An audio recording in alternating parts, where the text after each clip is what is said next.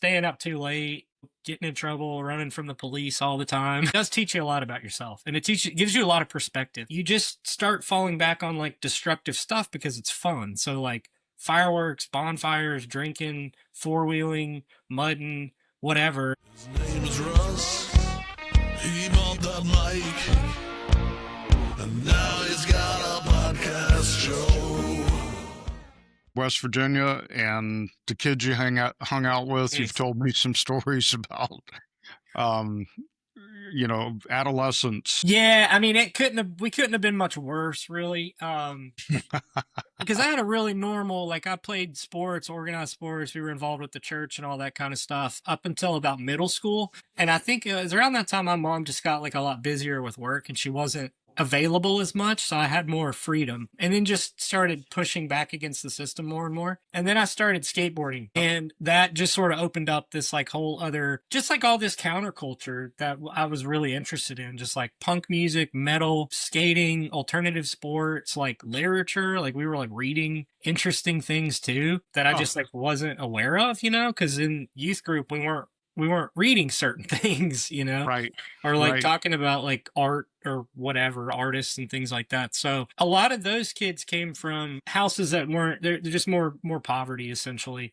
So even though they had good intentions, there was just bad behavior that comes along with that stuff. And Yeah. we drank a lot, even at like a super young age. We smoked a lot of cigarettes. That's kind of when the opioid epidemic was getting really, really bad in that area too. So there was a little bit of that on our part, not a ton, but a lot of my friends' families had fallen victim to that. So there wasn't a lot of like oversight at home for a lot of them. Right.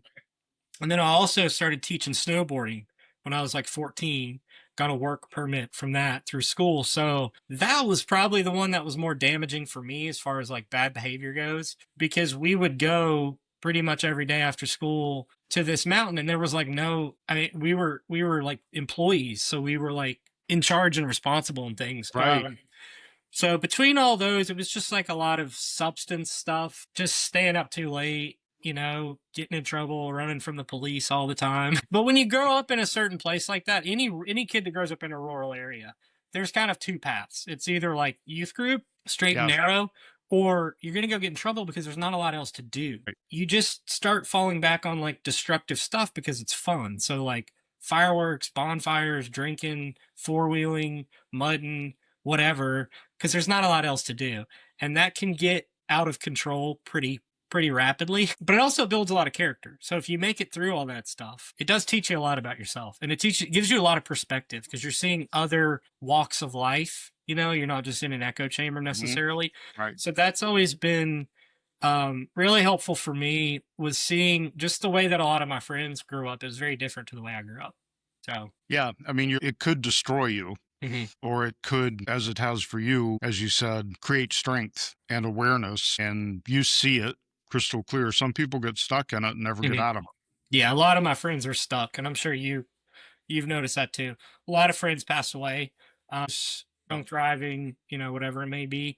And it wasn't necessarily their fault. I mean, their actions are what ultimately created that. But for a lot of them, they grew up in sort of a pressure cooker where like that was almost always going to be the eventual outcome. I mean, it's just really hard for certain people to get out of those circumstances. Yeah. Glad you were able to break out of it. I picture you running wild on, was that Snowshoe? What's the resort? Yeah, Winter Place is where I worked mostly because it was closer to me, which is worse than Snowshoe. Snowshoe is pretty good for the Southeast. Winter Place was pretty rough, but it was like ours. Like we ran that place every day. It was so fun. Yeah. But we went to Snowshoe a lot. We worked all the busy weekends, any long weekends, we'd go up to Snowshoe and fill in there. And it was, like we were like 14 or 15 and we'd have to go like work lifts and stuff like that. It'd be like lifties. Crazy that you're basically running the operation. Yeah. It's like 40, 50-year-old ski bums and we're like 14 or 15. And it's like, whatever you need, it's just a crazy thing. But it was great. It was a really fun way to grow up. It does make you pretty self-sufficient when you have to get yourself to work. You got to get yourself home. You got to get your own gear. You got to like, when the boss calls, you got to answer whatever it is. You got to cash paychecks. talk to HR, all Yeah. that kind of stuff. When you're like 14, like those are good lessons to have. And then a lot of those folks would go work on the river in the winter. They'd be whitewater guides in the river in the winter. So we would do a lot of whitewater rafting too, and climbing and bouldering and stuff up there too. Yeah. Do you ever do whitewater rafting? Yeah. Not for a long time. My mom loves it. She's always just been like kind of a freak of nature on the front of a boat. She's like really aggressive as a paddler. So she would Oh, try yeah. to take us. Yeah, she always tried to take us on family trips, but for a long time we didn't do it. I took my wife actually. She didn't grow up in a very like adventurous household, so I took her Right. like 5 or 6 years ago and she loved it. So it's kind of like a every other year thing now. We're actually going this summer.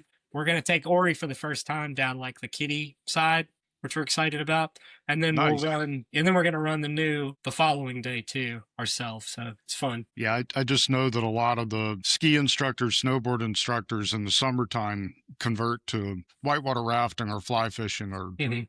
mountain biking or something.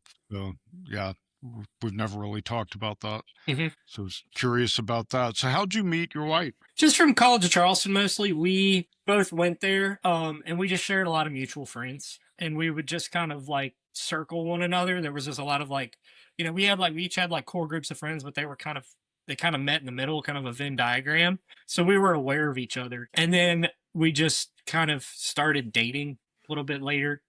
So no crazy story, just sort of like being in College Charleston, running essentially in the same circles. Yeah, it's just kind of a normal interaction. Hmm. I have a young protege who's asking me what he should major in college to go into real estate. Yeah. And I thought of you immediately because of the philosophy degree. Hmm. And I thought about several other people that I know that have degrees that really don't seem like they fit with real estate. So, what was your college experience like with philosophy? I loved it. I think for me, I'm not much of a hard sciences guy. Like I always struggled with algebras and chemistries and things like that. But the really interesting thing about philosophy is like the whole synthesis of it is you need to learn how to be critical. You're trying to learn how to think is all that you're Right. doing, really, and make arguments. So you either start from nothing and you build an argument to try to like make sense of something, or you do it the other way where you have a premise and then you try to deconstruct that back down to a universal truth or whatever. So all you're doing is just looking at the world critically. I mean, there's no thing in the world that I wouldn't think you would benefit from those skills. I would say it depends like what kind of real estate you want to do. Like if you want to do like commercial real estate and things like that, then probably a business degree honestly would be better just because it's more traditional. But, if you want to be small and lean and build your own business and be very flexible in different facets of life, something like philosophy, I think is great. And it gets a bad rap because it can be like a little bit elitist. It definitely Yeah. can. But, all you're really learning how to do is just take anything and make sense of it or identify if it's bullshit or not, really. Right. Yeah. I mean, those tools are very useful in real estate to, Mhm. you know, as you said, to take a premise and break it down or take a thought and build it up. Mhm. I love it. And I'd kind of mentioned that to him. If he really wants to do commercial real estate, I'd get a finance degree. Mhm. Really, really understand the numbers. And for investments and the residential stuff and a lot of the things we do, I think the critical thinking Yeah. that you mentioned that's the key, Mhm. is being able to apply critical thinking to what's happening. And ethics too. I mean, ethics is very important to me, and that's one of the Right. major components of philosophy is ethics. And that's why, we do a lot of business. We've got close to 40 agents and we've never been sued. We've never had a formal complaint. None of us. Yeah.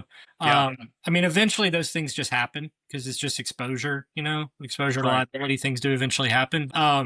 As an agent specifically and an investor, if you're going to be a landlord or you're going to be flipping a house that you're going to sell as a product to an end consumer, you want to be as ethical as possible because this is it's a high liability litigious industry that we're Yes. in.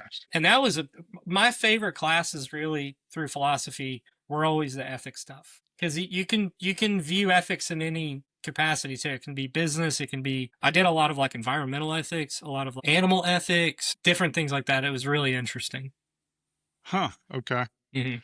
Well, if I remember correctly, there's a separate ethics section on the test that I took to get my license. There's the kind of mechanical, operational part of real estate, and then there's a whole separate test, and it's graded separately for ethics. Yeah, and So, when we renew our licenses, it's more so as a realtor. If you're just an agent, there is an ethics component. But if you're a realtor, that's like the main thing that they're really focusing on is the professional ethics. Right. And when we do our continuing education too, I mean, that's one of the core classes is we always have to take at least one version of an ethics class right. as a licensee. And they do change it sometimes too, and they'll have little variations on the type of course so that we aren't just doing the exact same core ethics class all the time, which I think is really helpful to look at that, you know, from different places. Because I think business, it's really easy in a capitalistic society and with business to not be ethical. At almost every opportunity, you could easily be unethical and take advantage of somebody. So I think it is important. And I think for us, these are reputation businesses largely, what we have. So if you're taking care of people, it's likely that's going to